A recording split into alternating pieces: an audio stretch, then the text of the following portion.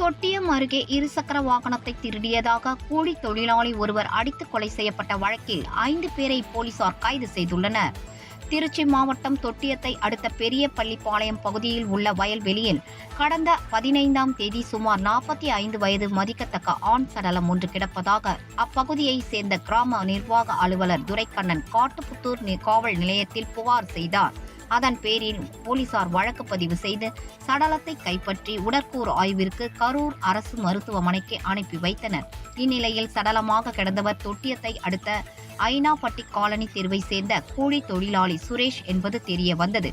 மேலும் சுரேஷின் சடலத்தில் காயங்கள் இருந்ததால் போலீசார் விசாரணையை தீவிரப்படுத்தினர்.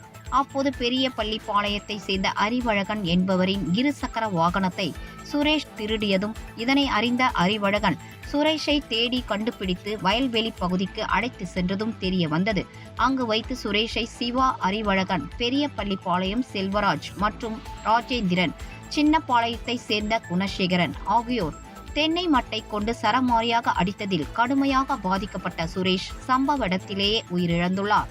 இதனால் அச்சமடைந்த 5 பேரும் சடலத்தை சம்பவ இடத்திலேயே போட்டுவிட்டு தலைமறைவாகி உள்ளனர். இதையடுத்த தீவிர தேடுதல் வேட்டையில் ஈடுபட்ட தனிப்படை போலீசார் கொல்லிமலை, வால்பாறை உள்ளிட்ட இடங்களில் பதுங்கியிருந்த 5 பேரையும் கைது செய்தனர். கொலை செய்யப்பட்ட சுரேஷுக்கு புனிதா என்ற மனைவியும் 2 மகள்களும் 1 மகனும் உள்ளனர் என்பது குறிப்பிடத்தக்கது.